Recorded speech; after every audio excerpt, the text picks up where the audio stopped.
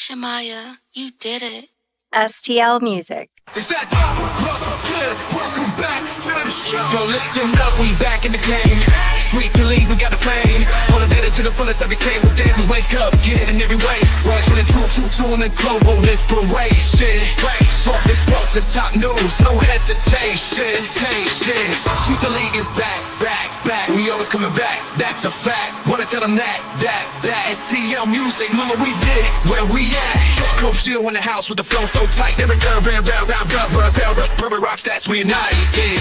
The best show, Monday through Friday. If this ain't different, they lying. We got the energy. When I say sweep, you say the league. Sweep the league, sweep the league, sweep the league, sweep the league. San Antonio, let's go. Sweep the league. Sweep the league. Sweep the league. San Antonio. Hey, it's Rain Fernandez, and you're watching Sweep the League. Be sure to follow me on Instagram, Twitter, and TikTok, and Facebook at Rain Fernandez, R-A-Y-N-E, Fernandez.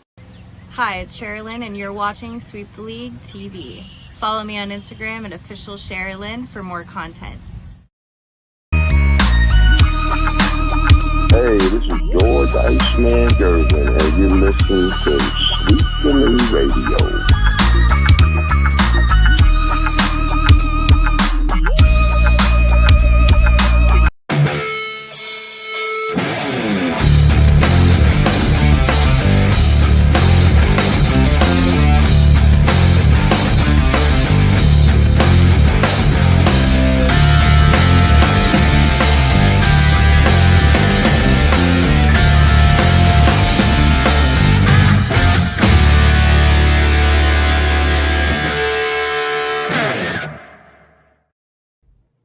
Welcome back to Sweep the League. Rudy Campos Sr. We are doing double time today. This is overtime. It's the regular edition of Sweep the League. Earlier, we had our NFL preview show. Hall of Famer Derek Gervin and myself. We broke down all the NFL. If you want to check it out, go to our YouTube page. All you do is search Sweep the League TV. Be a subscriber.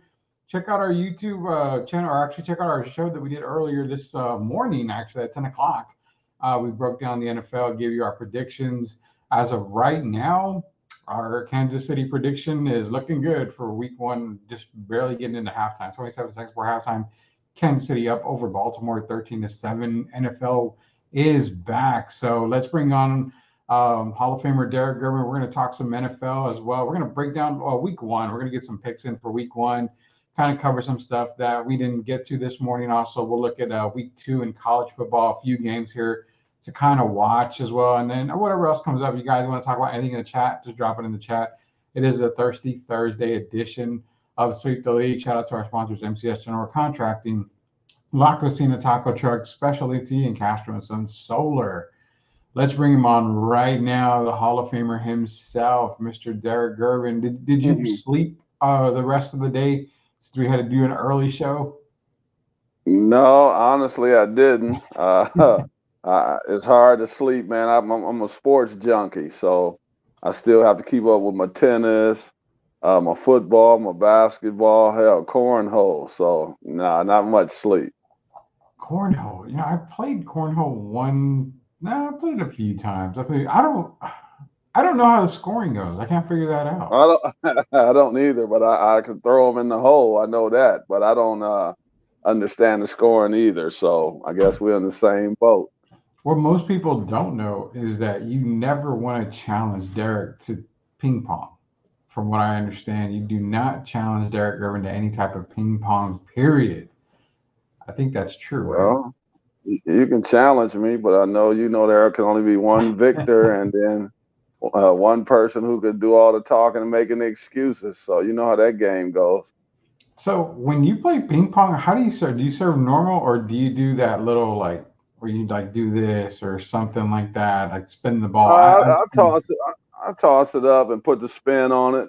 Try to kind of emulate the way they play the game the right way, the way they really play the game. But I could play it either way. I've been playing it since I was about 9 years old. I got my first table when I was 9, and my mom saw that I had some skill, and so she didn't mind getting me a table. And hey, I just love the game, man. It's just good competition, and it's also a good workout. Oh, for sure, man, for sure. Ping pong is always a fun game. So two things I will never challenge Derek on is ping pong and basketball. Chances are I'm going to lose both. Well, I Definitely. don't know about the basketball. I think you might be able to get me in the basketball. I don't know. I mean, you're way taller than I am. You just put your hand up. I don't know if I can shoot that high. I'm not that good of a shooter, man. Well, look at the other side. Offensively, I'm shooting set shots now. So, yeah, you got a good chance. Well, we'll see. One day we'll have to go take up some jump shots or something, man. We'll get some of the comments. Tim Gonzalez is in here. Put up Blue Devils. Tar Heel suck. But speaking of Blue Devils, something we found out. We actually found out a little while earlier in the week about Ariana Robertson. Tore her ACL and MCL, so she's going to be missing the first season, her first full season at Duke. I'm assuming that she's probably going to be able to get an extra season from the injury. So you're really close with the family. Anything that you might be able to say about Ariana Robertson? I know it's a very tough time, very high prospect going into college basketball, women's college basketball, but I definitely know she'll be back. Well, it was sad to see for me personally because I know the family very well, and actually, her dad took me out for my 60th birthday last year, Mhm. and so I was hanging out with John. But I've asked him still to interview Ariana. I think it'd even make a better story now because she can tell the young people out here about what happens when things don't go as planned and having a backup plan. I believe next year she'll be back healthy, and I'm praying for that. It was sad to see it happen, and then happening in a 3-on-3 contest. Yeah, Kind of was sad for me playing overseas, but she's going to come back strong, and I think she'll be back better than ever. With all the technology we have today, I'm going to stay very positive. I think she'll make a 100% comeback. And I think this is a lesson for her. And I just think she'll continue to grow as a young lady. And we'll still be getting her on the show. I told her dad I wanted to give her a few weeks to herself and so to the family so they can kind of, discuss the things that need to be discussed as far as life before yeah. basketball and after basketball. And then after that, we'll still be able to get her on the show. But I'm sending out my prayers to her. It was sad to see, but she's a great young lady, and I know she'll bounce back. Yeah, she definitely will bounce back. Prayers and thoughts with Ariana Robertson as she goes on the healing process now. Yeah, Tim was asking about redshirting her freshman year. I think she's going to be able to get that eligibility back. She'll get an extra year if she wants it for with Duke basketball. So yeah, she'll be back bigger and stronger. I mean, no doubt about it. Yeah, we'll ask Derek about week one of college football. Tim, don't worry about that. Sith Lord Elias is in here. He said accidentally took a kicker at round 4. He isn't working out. Rudy, he missed the kick. I believe he took not Harrison, but Justin Tucker in the fantasy football league that we are doing. Yeah, you don't draft a kicker that early, but hey, you do you, man. You do you. That's all you right there. And yeah, most likely she will redshirt. So more likely Ariana will redshirt. Derek, before we get into some sports talk, we're going to talk a little about NFL Week 1 coming up. We gave our previews and our predictions earlier. We're also going to talk about some NCAA football. Just kind of do some predictions as well tonight for week 2 for NCAA. But I gotta show you this, man.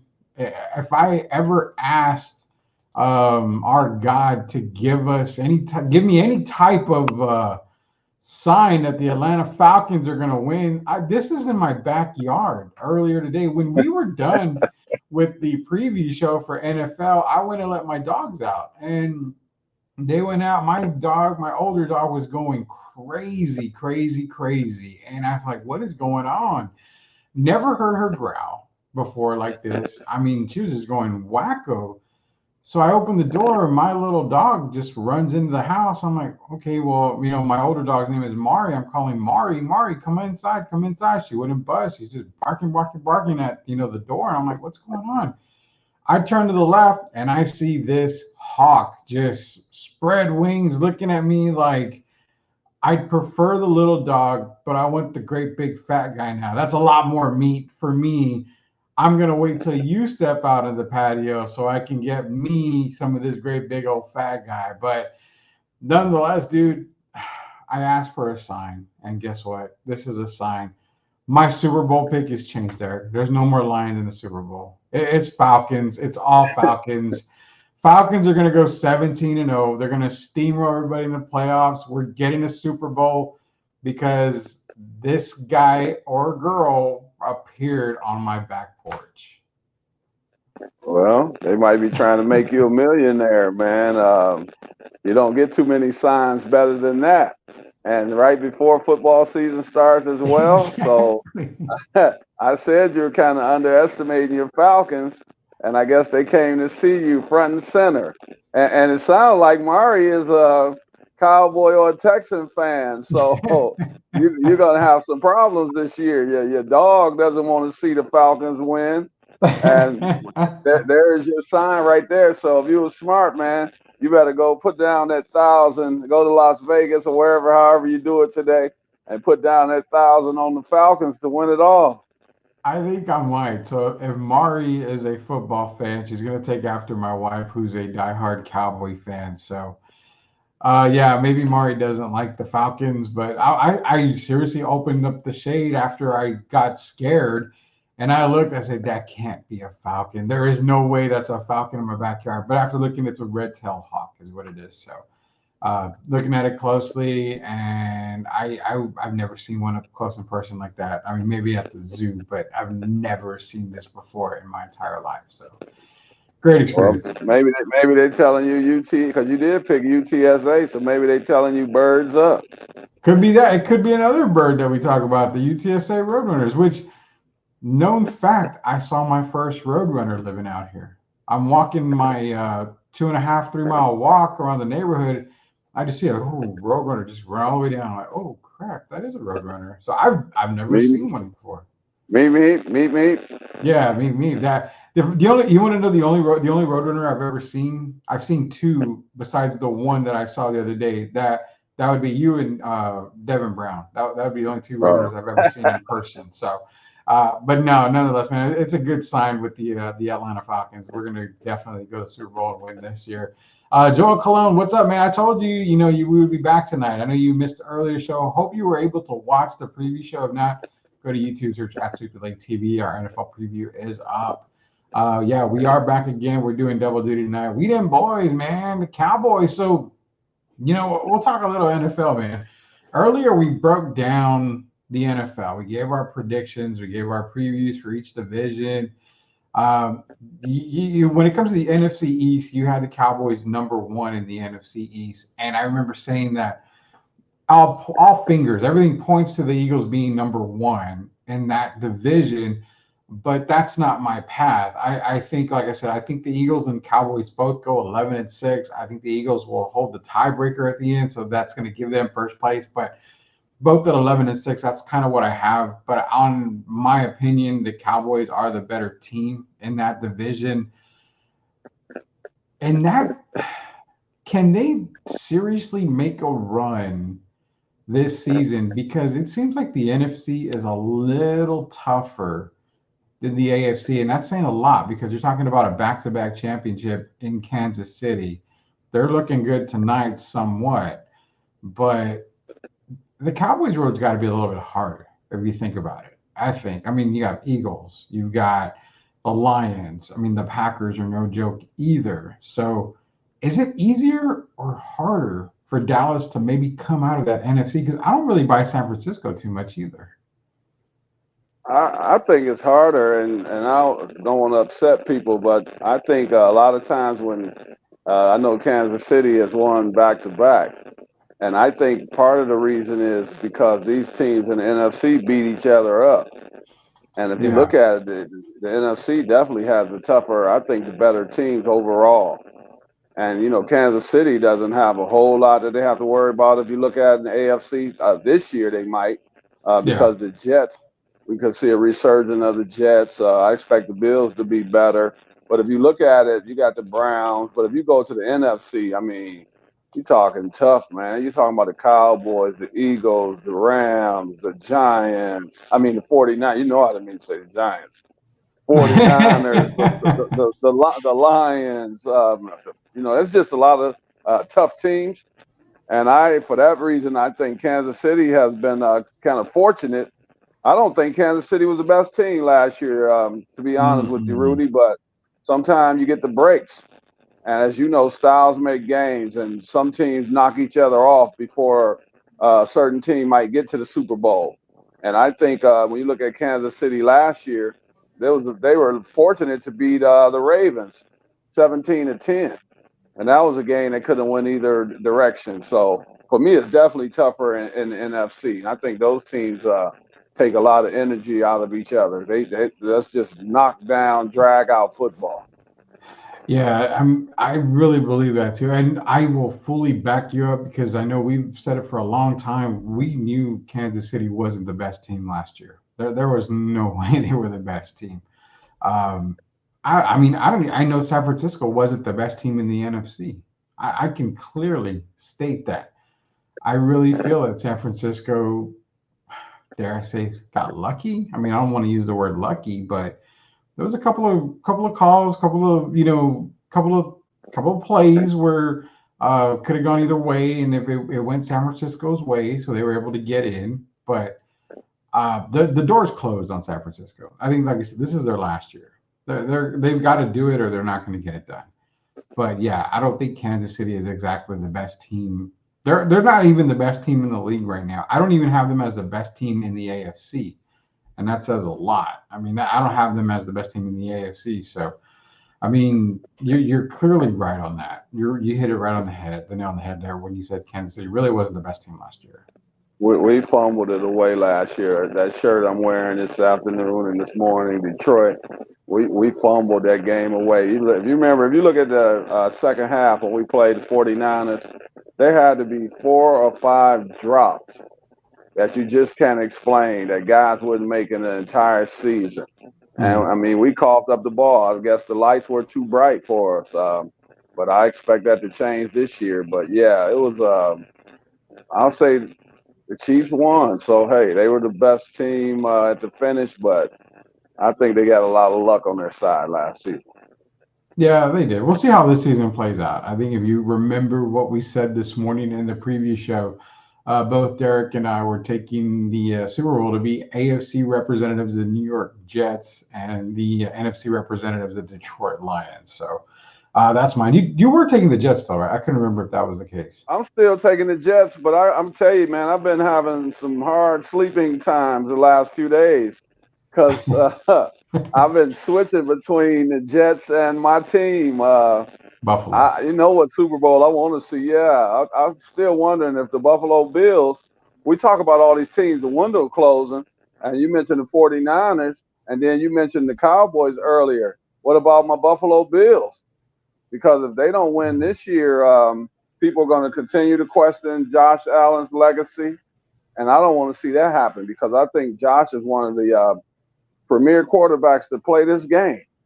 And so I'm hoping that the Bills can get over the hump. And what I call getting over the hump this year is making it to the Super Bowl. So I'm kind of on the fence, the teetotaler with the Jets and the Bills. I, for me, it's hard because I know Buffalo's been one of the better teams in the AFC in the past few years with Josh Allen at the helm. But I mean, you lose Stephon Diggs, you lose Gabe Davis. Your receiving core isn't exactly the best kind. It's not like Josh is Tom Brady, where Tom Brady can kind of go in with mediocre receivers. I mean, for all we know, he can make it work. And if he makes it work, then kudos to Josh Allen. But I don't know if he actually, I don't think he has the right weapons around him to make it to a Super Bowl just yet. I won't argue the Um, fact, but I mean, if there is a conference that's a little bit more wide open, it is the AFC, I think. I mean, I think the AFC, you have more opportunities from other teams to come through out of the AFC that we're not too sure about. NFC, you kind of got some teams that you're like, okay, these are going to be the teams that should be there at the end. well, I'm hoping Josh could make someone into a star, someone that we haven't heard of, or someone we've barely heard of. Maybe that's just scratching the surface. And you always have surprise stories that come out of a football season. And I'm hoping that this year maybe it'll be one of those one or two receivers that maybe just didn't get the opportunity that they deserve. I know it's going to be a big loss with Stephon Diggs, but I thought they had some chemistry issues with him last year. It seemed like him and Josh weren't always on the same page, and they had a few arguments. And then, sometimes when you get rid of that kind of stuff and you bring in some new young guys that are hungry, things can go in a upward direction. And that's what I'm hoping is going to happen with the Buffalo Bills. I still believe in Josh, but everyone else is going to have to step up. That's on both sides of the ball. And if they can do that, they're going to be a tough team to deal with, the regular season, the whole season. Yeah, and it goes back to the AFC. Anything can happen in the AFC. I believe that to me, that's more one of the wide open conferences in the NFL. Louis Luna, La Cocina Taco Truck himself. What up, boys? Hey, welcome back, Louis. I knew you were on the show this morning, so welcome back. Appreciate that. Now he can get the Jets. The Jets will do Jets things, y'all. They ain't winning. Joel is really beating us down for this Jets AFC representative. So who knows, man? I mean, I've always said I'm a closet Jets fan. I've always been the one that be like Jets, Jets, Jets, Jets. I won't go as far as where the firemen's hat. I forgot the guy's name, but I won't do anything like that. So Tim wants to know which Texas team has the most pressure in football this season: Cowboys, Longhorns, Aggies, or Texans? Easy answer. I'm going to throw the gotta Aggies. be and you throwing in the Aggies as No, I'm throwing them team out. with the most pressure? Oh, Yeah, okay. yeah. Well, for me, it's quick. It's a no-brainer for me. It's the team that's worth $10 billion, and that's the Dallas Cowboys, a team that haven't scratched the surface in about 28 years now. Yeah. So for me, it's easily the Dallas Cowboys, because we got to see what's going to happen if they weren't to win. If they didn't win this year, what's going to happen with Mike McCarthy and Dak Prescott? So for me, it's definitely the Dallas Cowboys. Dallas is the obvious choice. I'm going to go with a different one just for the sake of argument here. I'm going to go with the Fighting Texas Longhorns. They have a really stacked squad this year. This is probably one of their better teams that they've had in a while, just in my opinion. But they're going into the SEC, their first year in the SEC. They're already picked to be one of the top two teams in the SEC. They're going to have to go through Georgia. They're going to have to go through two rivalry games with Oklahoma and Texas A&M. They've got a massive game we're going to talk about this weekend over at the Big House at Michigan against Michigan. So I'm going to take the Longhorns having the most pressure because you want to make a statement going into the SEC.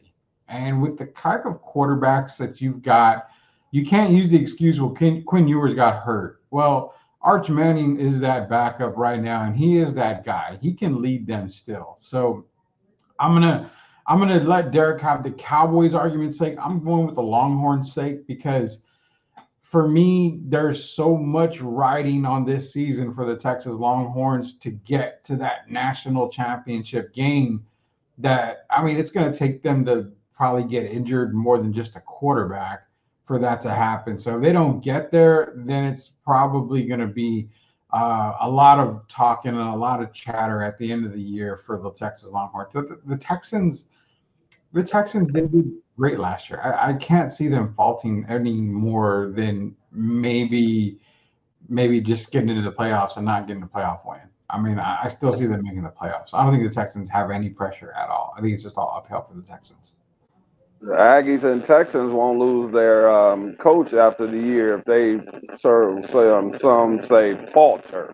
If they were to falter, they're not going to lose their coach. But I tell you what, if Dallas doesn't at least get to the Super Bowl, and if the Longhorns don't get to the championship, and I don't mean getting to the final 12, I mean getting to the championship, we're looking at Mike McCarthy probably being relieved of his duties, and Steve Sarkisian. And Steve Sarkisian is my biggest question mark for the Longhorns, Rudy, to be honest with you. I have to see him in tight games, what kind of on-field, you have to make adjustments. And I want to see if he's that kind of guy as a head coach. And when you inherit a team like the Texas Longhorns, as big as they are in the country. So for me, it's going to come down to what kind of decisions he makes. He might get in there and all of a sudden the lights get too bright and he started making Dan Campbell type mistakes instead of taking the points. You want to go for first down and all that kind of stuff. You know, the little things that can get you beat, that become big things and get you beat. Well, the other day when I had Trey Collis on, I made the comment, you know, if Texas goes in to Michigan and they get spanked by Michigan, that seat gets a little warmer. And he's like, no. And a lot of people agreed with him. They said, no, it doesn't get warm for Steve Sarkisian. No, it doesn't get warm. For me, I told him, look, you have the lighter right here. They kind of move it flaming hot, seat. Sir. Flaming hot. Oh, you're going just flat out. It's on fire if they lose to Michigan. If they don't beat the Michigan Wolverines, flaming hot, because there are high expectations in Austin. And I just said Steve Sarkisian, he has to deliver. If they don't win, if they lose the first game of the season, man, that's not good. I guarantee you they're not expecting to go into Michigan and cough up this game. And if they do, it's going to be a lot of talk over this next week about what's the remedy for the Texas Longhorns. You were making the case for me. You know, I told Trey was the Longhorn season starts this weekend. Last week they played Colorado State. It was 52-0. Okay, cool. That to me, that was the preseason game for the Longhorns. They got it all out of their system. They know what they want to do. They know what they want to accomplish. The season starts now. There is no reason for them not to go in Ann Arbor and to not beat Michigan. I mean, Michigan has their new head coach. A lot of their offensive pieces are gone. Their defense is still their defense. It's tough, but they have some people. They have a different team on the other side of the ball right now. So I feel that this is a great opportunity for them to go. But if they don't win in Ann Arbor, you're right. You're calling it flaming hot. I said the seat got warmer, and the reason being because you still have Georgia, you still have A&M, you still have Oklahoma, you still have other games against other teams that are not cakewalk games. So that's what I was telling Trey, and I've told Gio. I was telling Trey and Gio, the fact is, if you lose to Michigan, you're probably going to lose one or two of those other games, possibly. That's 3 losses. You may not make it. Rudy, can I explain why I say flaming hot? Yeah, go ahead. Okay, because you know me, I'm a Michigan guy, but I don't expect them to have a great year, okay? So if it was going to be the Michigan that we saw last year and Texas were to lose to them, then I could understand. I'm sure the media and all these people that do the voting could understand. But Michigan isn't projected to finish as high this year. So if Texas were to lose to them and then say Michigan ends up near the bottom of the top 25 as opposed to being a top 10 team, that's only going to hurt Texas more down the stretch when you start seeding for the playoffs. So that's why I say flaming hot. It can affect them in several negative ways if they were not to win this game. And believe me, they expect 100% to go into Michigan and play in front of 105, 106,000. And the Longhorns expect to make a statement. And that's only a positive statement. So if they lose that game, it raises all kind of red flags around the city of Austin. Yeah, that's what it says for me too. It speaks a lot of volume. If they were to lose, you and I are probably the only 2 people that believe if Texas goes in there and loses to Michigan, that seat is warm, in my opinion. And for you, it's flaming hot. I think we're the only 2 guys that feel that way. But people have to understand, like you mentioned, the expectations are super high. And that's why I have the Texas Longhorns having the most pressure this year for a Texas team. Jim wants to know what's the number one thing Texas needs to do in order to beat Michigan. Give us a couple of seconds on that, Tim. We're going to go to our quick commercial break here. When we come back, we'll answer your question. Plus, we'll cover a little more NCAA, and then we'll make our week 1 picks for the NFL kickoff week, which is week 1 this week. We've got Kansas City, Baltimore right now. Kansas City's knocking on the door. No, take it back. They're on the 45, but they are up 13-10 over Baltimore right now. Well, this is going to be Sweep the League. It's the Hall of Famer Derek Gervin, Rudy Campos Jr. We will be right back. Are you looking for a contracting company that gets the job done right the first time? Look no further than MCS General Contracting. MCS specializes in top quality concrete work, including patios, driveways, foundations, and swimming pools. The team of experts are dedicated to delivering exceptional results and unparalleled customer satisfaction. At MCS General Contracting, they're not just hardworking, they're local. Based in San Antonio, they are committed to building relationships and trust within the community. That's why MCS guarantees your satisfaction.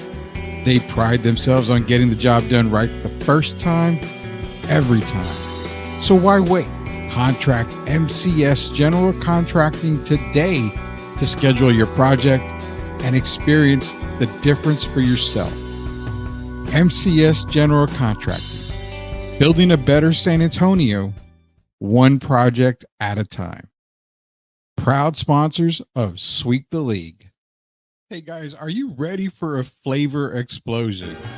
Look no further than La Cocina Taco Truck, serving up the best street tacos and quesadillas in New Braunfels. With a 5-star rating and rave reviews, they're not just a taco truck. They are a taste sensation. La Cocina staff is the best in town and pride themselves on making every customer feel like family. Whether you're feeding a crowd or just satisfying your own cravings, they've got you covered because no order is too big or too small for them there. Louis and his staff are all about customer satisfaction, and they love their community. Don't worry, San Antonio friends. They're just a short trip away to New Braunfels. So why wait? Come visit La Cocina Taco Truck today and taste the difference for yourself. That's La Cocina Taco Truck, where every bite is a fiesta. Proud sponsors of Sweep the League. Spurs fans, are you ready to stay ahead of the game of the San Antonio Spurs with the best coverage in the business? Tune in to Locked On Spurs, the daily podcast that brings you expert analysis, exclusive interviews, and all the latest news and updates for your silver and black. Join Jeff Garcia, the most informative and entertaining host in the game, as he breaks down all Spurs news and notes, interviews the biggest names, and keeps you locked into all things Spurs. From Monday to Friday, get ready to start your day with the best Spurs coverage in the business. Don't miss out on the expert opinions, the hot takes, and the can't miss guests. Make sure you're locked in with Locked On Spurs. Subscribe to their YouTube channel now and stay ahead of the game all season long. Locked On Spurs. It's the best Spurs coverage in the business. Don't miss out. Pops the mastermind, got the team what we need. 5 rings deep, we the dynasty kings. From the Alamo Dome to the banners we bring. All right, welcome back to Sweep the League. Hall of Famer Derek Gerwin, Rudy Campos Jr. Shout out to MCS General Contracting, also Specialty La Cocina Taco Truck, and Castro and Sun Solar. Also, shout out to Locked On Spurs. I will be on Locked On tomorrow, I believe, with Jeff Garcia, so be sure to tune in for that when that episode is released. It's Locked On Spurs with Jeff Garcia. This next segment is brought to you by MCS General Contracting and La Cocina Taco Truck. Tim basically asked a question, said, what's the number one thing Texas needs to do in order to beat Michigan? For me, and it could be the same for you, for me, it's all about taking care of the football. Michigan's defense will make you pay on that side of the ball. So yours needs to be careful with the ball. Don't get too aggressive. Stay aggressive, but don't be too over-aggressive. They've got to watch the turnovers. That is the number one thing on my big board when it comes to keys to victory. Limit the turnovers on the offensive side for Texas. Even though he had, 260 yards last week and 3 touchdowns, he still threw an interception against Colorado State. Now, the other part is you've got to control the game. You've got to be able to be up-tempo. You got to be quick. You know, Michigan, they're as good as their defense is, you got to keep them off their feet. They got to keep them thinking, keep them moving. So just playing at a fast pace, they've got to do that. That's what I feel needs to happen for Texas in order to beat Michigan. Derek, if you have something to throw in there, be sure. You'll be all mine. Go for it, man. Well, I think they have to play fast as well. try to get Michigan out of sorts. But for me, I'm a guy that believes in football. The offensive team, the first down is important to me. You want to be able to get 3, 4, 5 yards, I'll say, so that you can manage the game a lot better and not put yourself in situations where you have to pass if you don't want to pass. And I think doing that will give Michigan problems. Me keeping up with them over all these years, a lot of times they've held teams to 2.5, 3 yards on first down. And I think Texas is going to have to open it up with the running game. That includes McEwers. And if they can put Michigan in situations where it's 2nd and 4, 2nd and 3, situations like that, I think that's the best thing for Texas. And I think that'll sustain them throughout the course of the season. First down is big. That's major for me. Yeah, that's great points right there. 100%. Kind of controlling. That goes back to controlling the game, being sure you put yourself in the right field position. You make it 3rd and short. Keep it 2nd and short. 2nd and 5, 2nd and 6 is a lot better than 3rd and 8, 3rd and 9 against a Michigan team trying to make a play left and right. So you 100% are right on that. You got to keep the momentum if you're Texas. And that's probably one of the keys right there. So, Derek, does Texas need to start off fire in the beginning of the game? They really do. They've got to get off to a really, really fast start, I believe. But you got to silence the crowd early. When you play them, it's hard to play in Michigan. And a lot of times you have trouble. Teams get delay of games because they can't hear themselves when they call in plays. And so you got to get out and take the crowd out as soon as possible. And that's going to be hard to do. But if you hit them in the mouth right from the start, which is what I think Texas is that's going to be their game plan. And I think that they're going to rev it up and they're going to try to take Michigan out in the first half. If you let a team like Michigan hang around, we've seen strange things happen in the second half.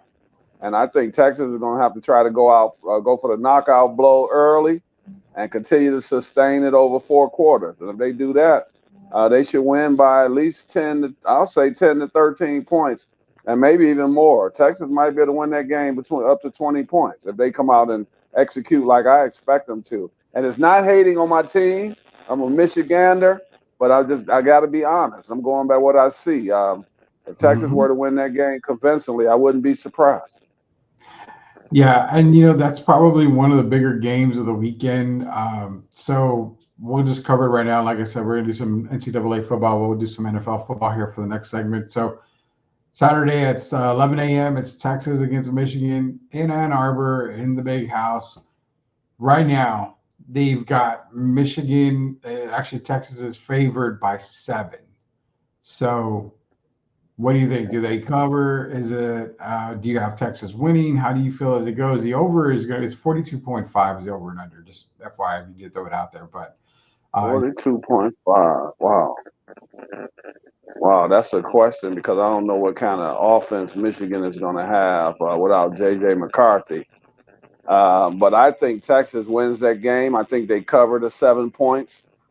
And it should be a good game, at least for the first half. I believe in my Wolverines, but I think we're going to be a little bit overmatched the first game of the season. I just think Texas is a top 5 team, and I really believe that. And I believe Michigan at the end of the year will probably be, even if they're in the top 25, it'll be more like between 15 and 25 as opposed to a top 10 team. So I think the better team is going to win, and I think this year that's the Texas Longhorn. Yeah, I'm going with the Texans Longhorns on beating Michigan this weekend. -7. I think Texas actually, they put up a few points on them. I don't expect them to score 50 points or even 40 points, to be honest with you. I still have it right around that. 30, 33, probably to around, I would say 33 to 24, somewhere around there. I think it's going to be a really good game. It's going to be a good battle. I expect Michigan to get a couple of defensive scores on Texas. It's kind of weird when Texas plays a little too fast. They get a little careless, and I noticed that about Quinn Ewers. That's why I say you got to play aggressive, but not too aggressive. So That's where I think it falls down to. But I got about 30, 34 to 24, right around there is what I kind of predict the score to be. That 45 is too low. I think I'm looking at like maybe a 41 to 24 type game. They're going to score more than 45, I believe. And I think Yeah, both teams are. Yeah, I definitely think that's low. Texas might score that by themselves. it's very possible, man. Very possible. The other big game that we're going to talk about real quick and just kind of shed some light on are your Roadrunners going up to San Marcos, just down the street from me, actually, to take on the Texas State Bobcats. Big rivalry, man. Nobody would have ever expected to say, well, Texas State versus UTSA, that's a massive rivalry. Well, Texas State has been an improving team, and they are actually one of the better teams in college football. So this is going to be a barn burner, man. I see the comments back and forth, fan bases on both sides going back at each other on Twitter. It's hilarious. It's fun. I'm excited for it, man. Jordan McLeod for Texas State, also Ismail Mahdi, their running back. I mean, they've got some receivers there. Joey Hobart is another one. Jaden Williams and I think Kale Wilson or somebody. I think it's Kel Wilson. Texas State's not a team to mess around with, and my heart, my head, everything is telling me that UTSA does come out with the victory. It's going to be a lot closer than anybody can imagine, but I also have this gut feeling that Texas State could really ruin my 12 prediction there when it comes to college football playoffs, Derek. I'm kind of scared of this game, to be honest with you. I am as well because I like the rivalry now. It reminds me of maybe I'll say on a lower scale, but it's like Auburn versus Alabama, Yeah. Michigan, Texas. This has become a big game down in Texas, and I'm excited for it. I expect my Birds to win a narrow game. I'm gonna say about 3 points. Yeah. But it's gonna be a tough one. Texas State has continued to get better over the last few years, and I never thought I would say this because I'm used to UTSA versus Southwest Texas. So now that Yeah. it's Texas State, I like the name change. But I think this game is marquee. It's not a game that's going to be talked Oh, about a yeah. lot over the country, but this game could have some serious consideration as far as one of these teams. Of course, we can't leave Memphis out of there, but one of these teams could sneak into. I don't even know. I could say we could, Rudy, sneak into the final, the bottom 12 to get into the playoffs, that 11th or 12th spot. So Yeah. I don't expect that to happen, but this is the game of the unexpected. So I'm going to pick UTSA in a barn burner, maybe winning by a late field goal. But I'm gonna say go Birds. Yeah, and the thing is UTSA is not even favored in the game. Texas State is -1. And in football terms, -1 is a damn pick 'em. You get That's three, pick 'em. Yeah. yeah, you get 3 points just for playing at home. So that shows you the type of game that we are in store for this weekend. Kickoff, I believe, is at 3 p.m. It's at Jim Wacker Stadium. But you brought up a point that I brought up the other day with Gio as well as Trey as well about Texas State. They are actually third on my list to potentially make it into that college football playoff because if they beat UTSA this weekend, they've got Arizona State next weekend. Not a huge win, not a ranked team, but Arizona State is part of a power conference. So you beat an Arizona State, then you go to Sam Houston, you take care of business there. The rest of their schedule are very winnable games. So if you're undefeated, the committee has to look at you like, okay, we need to consider them. And it could very well happen that because if UTSA loses and they beat Memphis, UTSA beats Memphis, well, there's one loss per team right there. UTSA will have 2 losses because I don't see them beating Texas next weekend. So they could potentially just squash all the dreams the Roadrunners have, as well as Memphis, because if UTSA beats Memphis, then you can't put Memphis over an undefeated Texas State team. I mean, it's so crazy We're college football now with these extra teams getting in. we're going to have to score, Rudy, to beat Texas State. I'm telling you that now. Yeah. We're going to have to put up. Oh, yeah. I believe they're going to have a pretty good. I don't want to say high octane because they're playing against my old school, but I think offensively they're going to be better than a lot of teams in the country. And I just hope that we can withstand that, take their first knockout punch, and stay on our feet. It's going to be a really good game, but I want to see UTSA pull it off. But man, that's going to be a tough one. I can tell you that now. It's going to be should be a really good game, and it's going to be a hard hitting game. Oh yeah, the fans are going to be out for this one. This is going to be fun. I'm excited for this one. It's going to be a very, very fun game. I got to throw this game out here before we go to our last commercial break. What about Colorado, Nebraska? Does Deion get his second win of the year going in to Lincoln over at Tom Osborne Field? Man, that's a tough one because Colorado was fortunate to get away from North Dakota State. Yeah. So I expect Nebraska to be a little better than North Dakota State. But I expect Colorado to win this game. They seem to get off to good starts and then falter after they start acting a little arrogant and Deion starts talking a lot. But I'm gonna go give Colorado a slight edge to win this game. I think they make their way to 2-0, and everything's gonna be on an upward swing. And then we've seen it before. They maybe come back down to earth soon. But I'm gonna say this weekend that they beat the Cornhuskers. All right, you got them beating the Cornhuskers. I don't know, man. I might have to take Nebraska, but if I take Nebraska, then I'm a Deion Sanders hater and a Colorado hater and all that. So I'll tell you what, you guys tell me who the hell y'all want to win, and I'll just go with that. If y'all want Nebraska, I'll go with Nebraska. If you want Colorado, I'll go with That's all we'll do.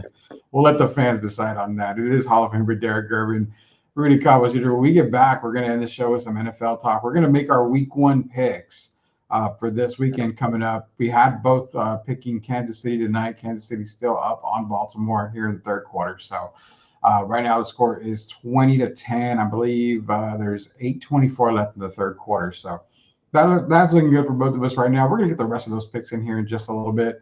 Rudy Campos Jr., Derek Gervin, we will be back. Howdy from Texas. You've got to be tired of the sizzling electric bills in the Texas heat, right? Well, partner, we've got the solution for you.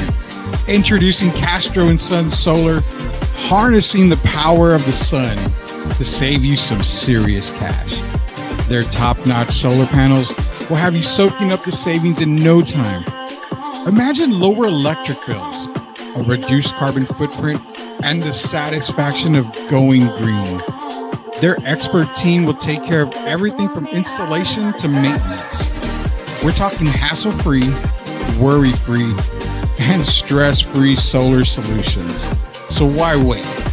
Join the solar revolution with Castro & Sons Solar. Let the Texas sun shine bright and your savings shine even brighter. Castro & Sons Solar, empowering your home one sunbeam at a time. Call them today and let's get this solar party started. Can you imagine a world where nature meets wellness, where every sip you take nourishes your body and soul? Introducing Special Leaf Tea, a line of 100% natural, ready-to-drink iced teas crafted to boost your immunity and energy.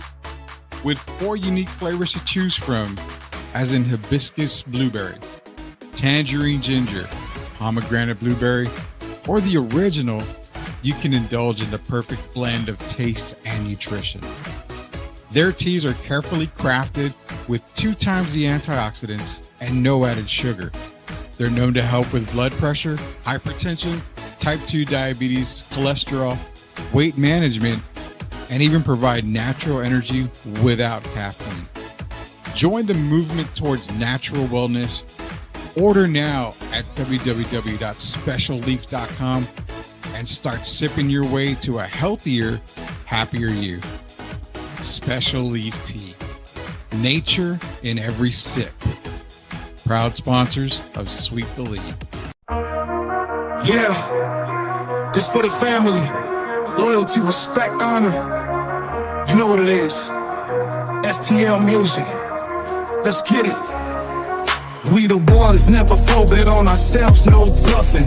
Legacy we building, man, this ain't up for discussion. They wanted us to quit, but we dug in deep. Motivated to the fullest, dreams ain't meant for sleep. On the grind 24/7, no time for rest. We making moves, calculated like a master chess. Love and respect. Family, the album. What's up, bud? Can I make a quick change on my pick? Because I don't like to be wrong. Dude, what's up?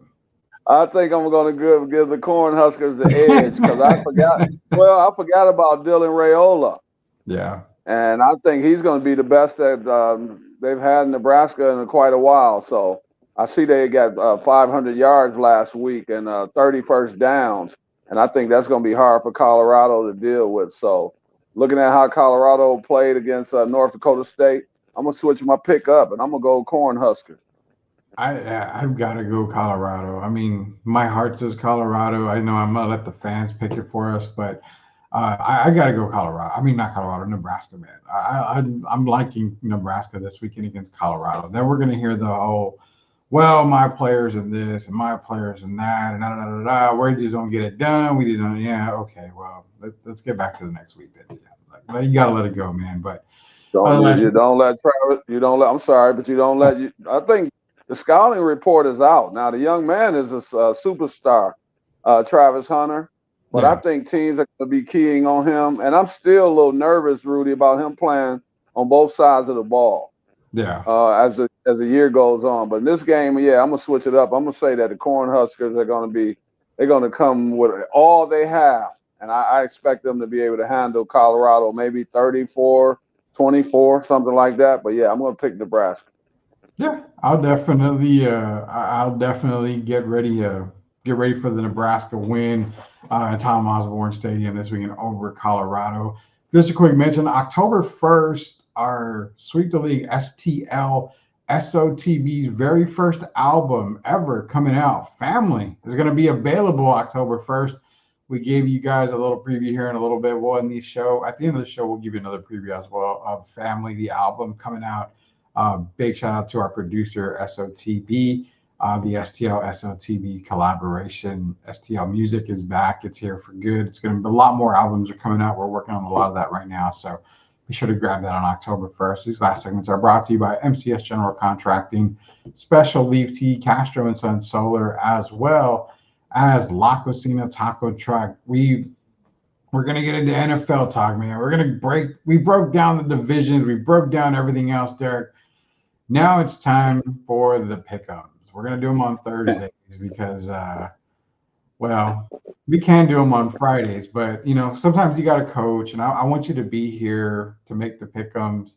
Gio can give me his picks later on. So we're going to share this screen here so we can get the games listed, and here we go.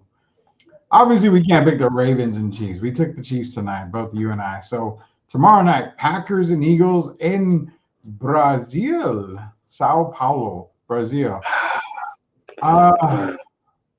Because it's on a neutral ground. This is a tough one for me. This is hard. This is like very, very hard. I like the Packers with their youth, but I also like the Eagles. You know what, Derek? I'm gonna go with a high-scoring game. I'm going to go with the Packers to win over the Eagles in week 1. Give me the Packers. Well, I'm sitting here looking at it. I picked all my teams, so I'm sitting here looking at I had Eagles over the Packers. I know people can't see it, but I end up circling the Packers. So I'm thinking I hate to see Saquon lose his first game in the Eagle jersey, but he's used to losing. Don't worry about him. I think Jordan Love is going to have a breakout, just a spectacular year. He wants to show people that he can do it for 17 games as opposed to 10 or 11. And I'm going to pick the Packers, and I'm going to call it an upset for sure. But I'm going to pick the Packers over the Eagles. All right, you got the Packers. Louis in here. He's saying the Eagles. Eagles are going to fly, according to Louis. I'm not mad about that at all. So he's taking the Eagles. If you got your picks in there in the chat, drop them in the chat. We'd love to announce them here on the air. So next game we got is Cardinals and Bills, Derek. As much as I'm not on the Bills bandwagon, I got to take them in week one. Give me the Bills to win. I think Josh Allen is going to have a really good game, but for fantasy perspective, I'm going to throw this out there. You may want to start Marvin Harrison Jr., the rookie. I think he's going to have a really good game. So give me the Bills to win, and let it be a fun game with Marvin Harrison and Kyler Murray. Yeah, it should be a good game. Bills 41, 24 for the Cardinals. But yeah, I'm definitely picking the Bills. I think Josh starts off passing for 4 touchdowns. He might have a turnover or 2 in there. That's been his history. But I think for sure the Bills win that game. And I'm hoping the Cardinals look decent, but I definitely take the Bills. Yeah, At least 2 hopefully touchdowns. At least 2 touchdowns by over at least 2 touchdowns. 2 touchdown lead. So in that one, the Bills are favored by 6.5. So at least a touchdown. At least a touchdown. Then we've got the game of the year right here. The Panthers and the Saints starting off that NFC South rivalry. But nonetheless, man, I like the Saints. I'm going to take the Saints. The Panthers, I'm not quite believing yet. I still give them a couple of weeks to get to try to get their feet under them. Bryce Young is still young. I think he's still learning. He's going to improve this year. Like I said, I don't have the Panthers as the worst team in the league.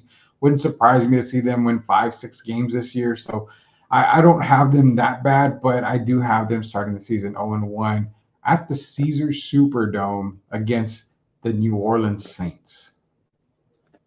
There's no question. I have the Saints. I'm hoping that Panthers are at least respectable. They kind of played well at the end of last year. They improved. You can see improvement. And a lot of times all you ask for is improvement. But I'm going to definitely say the Saints win that game. I would say that on a neutral field. So I'll definitely say playing at the Superdome, I'm going to take the Saints over the Panthers. The Saints over the Panthers. Texans and Colts. Now, this is a game here. It's a game. Another great game to start the season with. Texans come in all the hype. They've got Stephon Diggs. They added Joe Mixon. Their defensive side of the ball just got upgraded even more. Will we see C.J. Stroud take that sophomore leap into another tier or have the sophomore slump? Can't really say that about Anthony Richardson on the Colts side because he got injured last year. Why does my stomach and heart tell me that the Colts are going to probably pull off this upset in week one? But I'm going to be the betting man. I'm going to use my mind right here, and I'm going to say the Texans win. But I'm going to put an asterisk because I have a feeling the Colts come out really, really strong. Texans are only favored by 3. So technically it's kind of a pick 'em in a way because Colts get 3 for being home. But give me the Texans, but I wouldn't be surprised if the Colts won this game. I would be surprised. I think CJ is ready to let everyone know that he's going to be in the MVP voting. And I just think the Texans are a better team. And then I think Stephon wants to get off to a good start, but they'll probably be keying on him. So some of the other receivers will get an opportunity to get a name for themselves. And I just think CJ is going to pass for over 300 yards, maybe even 350. And I'm going to take the Texans to defeat the Colts in a close game, but I expect the Texans to win that game by about maybe 6 to 9 points. We're batting 500, you and I. We're identical right now on these picks. Right now we go to Jaguars and Dolphins. Now we are playing at the Hard Rock Stadium in Miami, which really doesn't mean anything because both teams are in Florida. So Dolphins are favored by 3.5. I'm taking the Dolphins on this game. I think Tua has a monster game this weekend. Tyreek Hill should have a really good game. Jalen Waddle would be a key factor as well. I think Jacksonville keeps it close. This is probably a 24-18 type of game, 24 maybe to 20 type of game. But give me the Dolphins to start the season 1-0. I'm taking the Dolphins, and I think Tua is coming out with at least 350 yards. And I think Tyreek is going to have a breakout game, first game of the season. I'm expecting him to get at least 2 touchdowns. And I just think they're the better team. So I'm going to go with Miami. I think Tua wants to show people that he's worth the money. He's got the bag, he secured the bag, and now there's still a lot of skepticism out there. And I think he wants to quiet some people. So I'm taking the Miami Dolphins. Hall of Famer Derek Gervin, Rudy Campos Jr., Sweep the League coming to you live tonight here. Go to our YouTube page. Just go to YouTube, search at Sweep the League TV, be a subscriber today. We're breaking down week 1 of the NFL, giving you our picks for week 1. Vikings at the Giants. Man, this is another game that just turns my stomach in the wrong way. Bad quarterback play all over the place on this one. You see me yawning over here, man. Too bad they have to play the game, right? Well, yeah. I'm gonna, you know what, Derek, I don't know why. I'm taking the Giants to win at home. Just give me the home team in this one. My luck, I'm gonna get it wrong, and the Vikings are gonna be looking like Super Bowl contenders with Sam Darnold under the center. But I'm taking the Giants. I think Daniel Jones has been criticized enough by all the haters out there. I think he at least throws for 2 touchdowns and 4 picks this weekend, but that's enough to get the Giants to win. Well, we finally disagree. I'm going Minnesota Vikings all day. I know Daniel Jones wants to prove people wrong because some people had him rated as number 32, the 32nd rated quarterback in the entire league. Yeah. And I know he's going to take that as a slap in the face. But I just don't think they have a really good team this year. I don't think the Giants did enough over the offseason. And I think the Vikings are going to be better than a lot of people think. I'm going to take Minnesota for sure and convincingly in this game. That's why he's the man. He's the Hall of Famer, and I'm not. So because he knows all his stuff. No, I don't. Well, Patriots at the Bengals. Patriots are one of my worst teams in the league to start. On our prediction in our preview show earlier today. No doubt about it. I'm taking Cincinnati to win this game. Even without Jamar Chase, which I have no idea if he's playing yet or not. I haven't seen any news come out. But even without Jamar Chase, I do not see the Patriots beating the Bengals. Joe Burrow's back. T. Higgins probably has a monster game this weekend for you fantasy players out there. Definitely play T. Higgins. But, yeah, give me the Bengals to start the season 1-0. Burrow passes for at least 300 yards and 3 touchdowns. And I take the Bengals. I think they're going to kind of shellac the Patriots, to be honest about it. So, yeah, I'm taking the Cincinnati Bengals. Taking the Bengals. Now we go to the Steelers and Falcons. Well, if we remember, I had a hawk come tell me in my ear that the Falcons are going undefeated and they are going to the Super Bowl and winning the Super Bowl. So because I had that, vision and the hawk appear to me and talking to me, and I'm not on drugs. I don't do drugs. I've never done drugs in my life, but I promise you the hawk was talking to me. I earlier said I don't know if I would take the Falcons over the Steelers. Damn it, Derek, I'm taking the Falcons over the Steelers this weekend. I'm going 17-0 when it comes to Falcons football. Give me the Falcons to win in Mercedes-Benz Stadium. And also, just a footnote, open the Chick-fil-A in there, please. I mean, I know it's Sunday, but you got to at least have the Chick-fil-A open on a game day. Yeah, well, that's another story. Hey, I'm going Falcons, man. You like that? You guys remember when Kirk? You remember Kirk? Man, Kirk has a lot. People are still questioning their starting quarterback, and I'm not questioning him. I think he's a guy that has played well, and he secured the bag. And I know a lot of people think Kirk Cousins is overrated, but I'm not one of those guys. I watched him play when he was at Michigan State. And I think the guy's a winner, and I expect them to win this game. So I'm going. There's my pick. I'm going with the Vikings. like we said, which Kirk Cousin are we getting? Do you like that, or the Kirk Cousin who is shirtless with the gold chain around his neck from Minnesota? That I don't know. What's We're that? gonna I'm see going what. Vikings. I'm sorry. Falcons. You know who I meant. Oh You yeah, no, got no, me I know all who you thrown. I'm still thinking about the bird, the bird in your yard, man. Yeah, I'm going with the mean. Falcons. Hey, Rudy, Yes, do sir. you know there were some people that honestly that picked the Falcons to go to the Super Bowl? I did see that. I really did. So yeah, I think the Steelers are a team that struggles early, as we know. They get out the gate a little sluggish sometime, and then they have to salvage their season in the second half of the season. And I think this is going to be another one of those type years. So I'm going with the Falcons to get off to a good start. I'm making Tim happy. I went with Daniel Jones and the Giants over the Vikings. So that was the only game that we disagreed on there. But Joel does make a good point here. He says Bengals are notorious to slow early season starters, and Alex Van Pelt beat the Bengals several times while OC in Cleveland. Don't be surprised if the Pats keep it close or pull off the upset. I think it's close. I don't think they pull off the upset, but hey, that's why they play the games on Sunday, Thursday, or sometimes Saturday, and now even Friday. Jeez.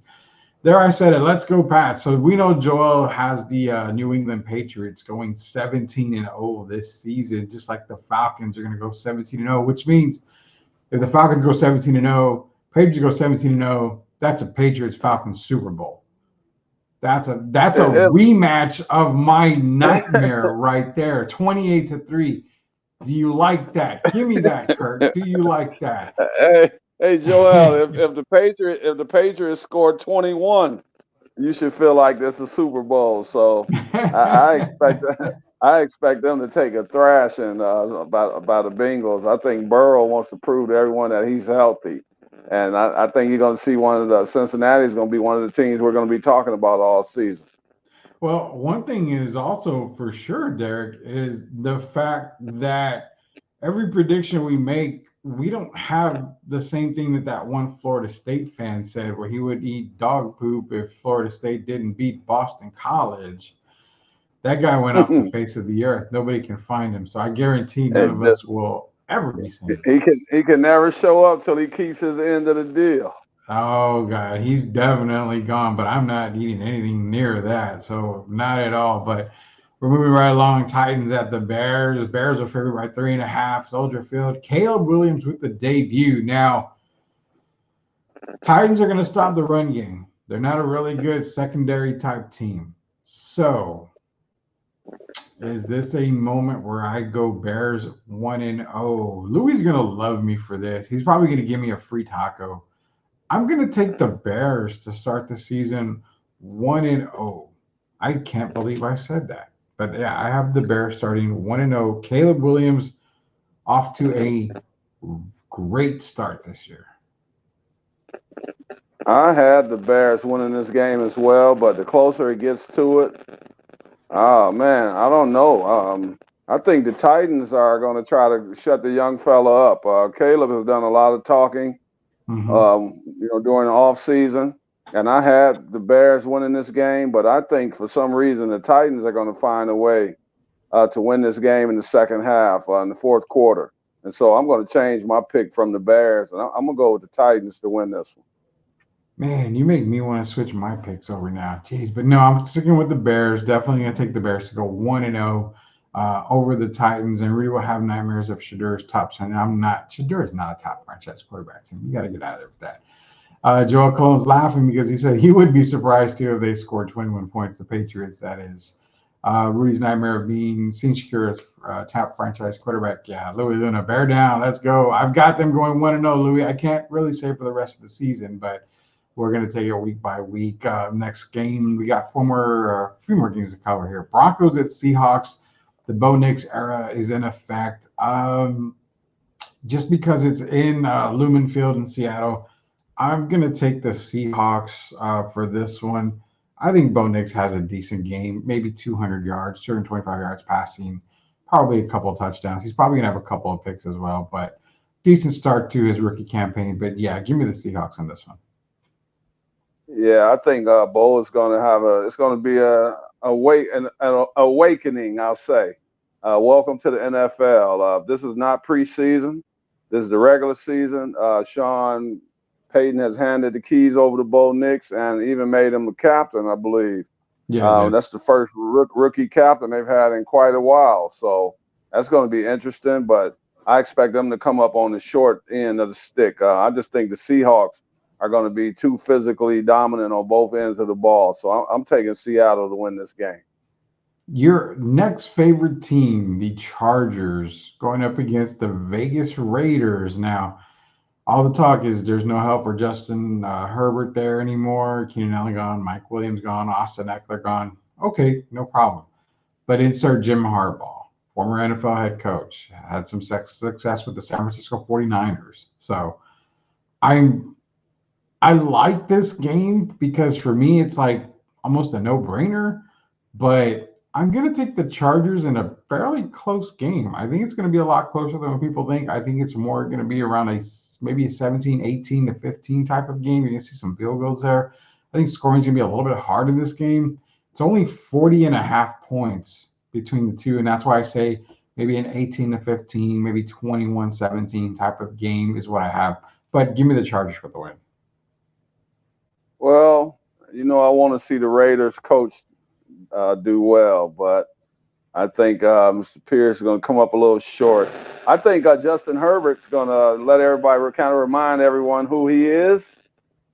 And I'm taking the Chargers to win this game. I think the Raiders are going to be a team that's going to be formidable for a lot of teams. They're going to challenge a lot of teams, but sometimes you just come up a little short, and I expect them to come up short against the Chargers. So I'm saying let's go Jim Harbaugh. Let's go Justin Herbert. How about those Chargers? Both of us taking the Chargers. Cowboys at the Browns. Now, the Browns are favored by 2.5 in this one. Very, very tough game. Everything says Cowboys, Cowboys, Cowboys. But to me, this is one of those early games where you might see a little bit of a surprise. Oh, man. I would normally take the Browns in this game, but I don't trust Deshaun Watson just yet. So give me the Cowboys in this one. But this could go either way, to be honest with you. I'm going to take the Cowboys very, very close. 20, maybe like 27 to 21, maybe something like that. I mean, it's going to be a close game regardless, but I'll take the Cowboys against the Browns. I had picked the Cowboys over Cleveland, but this is going to be a tough one because I know that Cleveland defense is going to step up. My biggest question is what kind of conditioning is CD Lamb in? What kind of shape is he in? Because I know he's been out for most of the training camp. Yeah. And I know, and he's going to be an integral part of the game tomorrow. So that will be my question. I'm like you. It's going to be one of those games, 27-25 or 30-28. But I'm gonna stick with my pick. I'm gonna say the Cowboys edge it out, and Dak comes out and has a really good game. And yeah, I'm gonna pick the Cowboys. This is out of all the games, this is the one that's hardest for me to pick. But I'm gonna go with the Cowboys because I picked them earlier in the week, and I'm gonna stand by it. Yeah, I'm going to take the Cowboys too. You got the Commanders at the Buccaneers. I think the Jaden Daniels era is going to be off to a pretty good start. I expect him to have a pretty decent rookie season. I have Bo Nix as my offensive rookie of the year, but Jaden Daniels at a very close second. Nonetheless, you're at home in Raymond James Stadium. I'm going to take the Buccaneers. Experience outweighs, the rookie for Jaden Daniels. So give me Baker Mayfield and the Tampa Bay Buccaneers. I agree. I'm going with experience. I don't think either one of them are great. I think Jaden has potential to be a great quarterback. But that first game, I think it's going to. Sometimes you have little hiccups.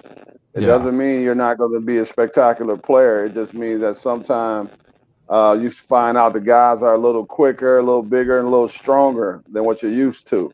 And I think for me, I'm gonna go experience. So I'm gonna take the Buccaneers to win that one. But I think it's going to be a good game, another close one. I think the Commanders are going to be very respectful, but I'm taking the Bucs. Sunday Night Football is upon us. It is the Rams going to Ford Field in Detroit to play the Super Bowl bound Detroit Lions. I'm jinxing the hell out of them, aren't they? Jesus Christ, I can't be doing that. All right, so the Rams are going to play the Detroit Lions. I really like the Rams. I really like the Rams a whole lot. But again, Detroit made so many good moves in the offseason. It's so hard to pick against them. I know there's going to be weeks that I've got to pick against them. And Derek, as much as I don't want to, I kind of want to go with the Rams in a way here. But I'm going to go with the Lions on a sneaky pick here. I'm going to stick with Detroit on Sunday Night Football. I think they show America on national TV why they're considered Super Bowl contenders. Give me the Lions. Man, the Lions have been waiting for months, for several months now, to show everybody that what happened in the playoffs was a fluke. I think they were the best team. I just think they're the deer in headlights for some of the guys, but I think the Lions are the best team going into this year. I have them to win the Super Bowl, and I think I'm looking at a 14-3 team, and I think they whitewashed the Rams. Matt Stafford and Jared Goff both have 24 wins each since the trade went down in March of 2021. But I'm going Detroit all day and all night. Detroit Lions and a whitewash over the Rams. There you go, taking the Lions there. And Joel made a comment, and he actually did this morning about Derrick Henry not fitting the Ravens style. So I really agree with that because you've already got a running quarterback. Lamar's going to get majority of the carries per se. What I foresee Derrick Henry being in Baltimore is Jerome Bettis. Goal line back, gets the tough yardage that you need to get. I think he would have been better suited in Dallas, in my opinion, Derrick Henry. But nonetheless, he's in Baltimore, and I think, like I said, he's going to be more of that Jerome Bettis type of player. Man, I'll even throw in a name. Maybe the kids don't remember him, Derek, but he reminds me a lot right now. Like, remember Christian Okoye from the Kansas City Chiefs, the Nigerian nightmare. Yeah, that's who I'm foreseeing Derrick Henry to play. Just getting those tough yards, and then the goal line back as well. Just giving him the ball, and because you're like on the 4 or 5 yard line, he's going to be able to barrel his way in there. So, yeah, good point, Joe. Very very good point. Good comment as well. Last game, I like those comparisons. The bus, Christian Okoye. Yeah, the only one you left out was Fridge Perry. Oh man, the fridge with the Super Bowl touchdown right there at the one. And I'm still upset, man. Mike Ditka, you need your butt whooped, man. Give Sweetness his flowers, my man. Yeah, I will agree on that one, man. That's crazy, man. But Mike Ditka, that's a whole character right there, just alone in his end. Quick update: we've got Chiefs 27-17. Xavier Worthy with 2 touchdowns. So if you drafted Xavier Worthy in your fantasy and you played him, probably looking damn good right now. 2 touchdowns, 1 rushing, 1 receiving, just caught right now. Last game we're gonna get into before we jump off the air is the JETS Jets heading over to Levi Stadium in Santa Clara, California to play the San Francisco 49ers. Now, I like the Niners in this game just because it's in San Francisco. But if I remember correctly, I'm an old man, but my memory still works from time to time. Aaron Rodgers has always been pissed off at San Francisco for not drafting him, for taking Alex Smith over Aaron Rodgers. Rodgers has a squad this year. He's got youth around him. Brees Hall. You've got Garrett Wilson. I'm taking, and I'm going to spell it on my card here, JETS, Jets to start 1-0 on the season. Oh, boy. I wish I could go with you. I think the Jets are going to be a team that's going to peak as the season continues. to go on, but I think Aaron's going to take a loss in this one, and then he'll come back stronger next week. But I think the 49ers have too much offense, and I think with Debo and these guys and Christian McCaffrey and Kittle, and then you got Ayuk is a happy man. He got his contract. He got his $30 million a year. I'm going to see that Brock Purdy steps up to the plate, and I'm going to take San Francisco to win this game. There you go. These are our picks, man. We've only 3 games that we were different on. I had the Giants winning. Derek had the Vikings winning in the Super Bowl matchup right there, or the NFC title matchup right there. Also, not to be left out, the Bears and Titans. I took the Bears. Derek took the Titans. And last but not least, the Jets and Niners. I took the Jets, and Derek took the 49ers. So football season continues, man. It continues this weekend. We've got great college football games. We've got week 1 of the NFL. It's going to be fun. It's going to be an exciting weekend. I'm going to be glued to my TV. I plan to not go anywhere this weekend. I did already put my vacation already in for the next few months up until February. I put in a massive amount of vacation time with my wife. I said, I'm sorry, I need vacation right now. So I put in my, 4 months or whatever worth of vacation time. So she understands that I'm a husband, but during this time, I'm not to be bothered from, midnight to midnight, basically, anymore during football season on the weekend. So just kidding, honey. I know you're listening to the show, so just kidding on that. But Joel Cologne says, are they still the Jets? Man, Joel reminds me of Tim when it comes to North Carolina and Duke. Joel's going to hate me when it comes to the Jets here because I've got them winning a whole lot. Won't be here tomorrow night. Duke plays tomorrow night. Well, we're going to miss you, Tim, but I don't miss that Duke school at all. There's no doubt about that. So you got any parting words for everybody, Derek? No, I just want to thank everybody for tuning in, and I want to tell them to stay safe and have a great weekend. It's going to be a lot of football, so a lot of people are going to be sitting by their televisions. And I do have to say this: let's go Sinner, let's go Sabalenka, U.S. Open. There you go, man. There you go. I forgot to share one thing with you, and I'm going to share the screen. You got to check out who liked my comment there. This is going to be a cool surprise here. But if you can barely see it, you see that right there? One Mark Price. Mark Price. Oh, I called him a legend, and he liked it. So I was giddy, man. I was a fat kid in a candy store when I saw that. I was happy when I saw Mark Price liking that. Man, that's a legend. Amazing. That's a legend. Hey, Mark, we both think you're great, my man. I hope you're tuning in. Yeah, I played against you a couple of times when I was with the Nets, but for me, man, you're an all-time legend. I'm sorry they don't talk about you more, but Rudy and we make sure we get it in. So thank you for even being a part of the show.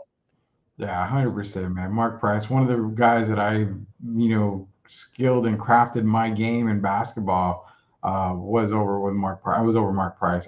Everything he did, I tried to emulate and just try to put it on the court. So shout out to Mark Price again. Appreciate you liking that comment. I'm a little nobody. Now I'm just kind of a more popular nobody. So Georgia Tech, yellow jacket in the house. Yeah. Point guard you, man. Point guard you. That's what I've always said. Brothers, I'm a Pats fan. We absolutely hate the Jets by nature. Exactly. That's why I'm a Tar Heel fan. I hate the Blue Devils by nature. So definitely knows how that goes. But everybody enjoy the weekend. We're going to be back tomorrow. We'll maybe talk a little more NFL. We'll maybe talk a little bit about some basketball. It's Friday. It's a fun Friday. We may just give you guys the show and you bring up some topics that you want to talk about. So we'll see what happens tomorrow night. We may even go to a little bit less tomorrow, make it a quick show for us to get started and get ready for the weekend. But for Hall of Famer Derek Gervin, it is Rudy Campos Jr. Until we sweep the league again, we'll see you later, knuckleheads. Everybody have a good night. Hey there, sports fans. I'm Ashley, your go-to girl for all things sports here on Sweep the League. Welcome to our daily news reports where we'll be covering the latest updates from the NFL, NBA, WNBA, college sports, and more.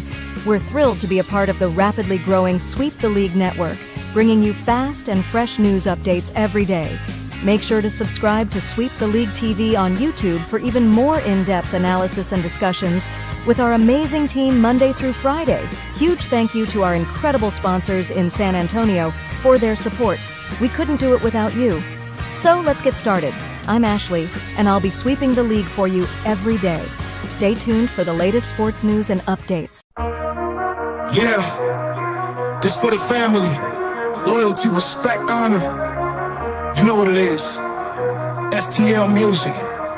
Let's get it. We the ones, never folded on ourselves, no bluffing. Legacy we building, man, this ain't up for discussion.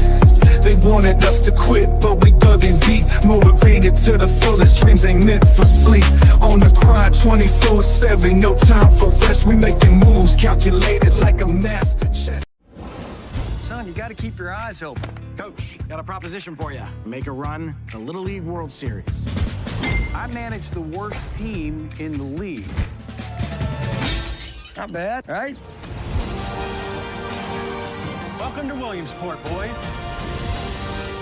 Just a game, Bobby. It's more than that.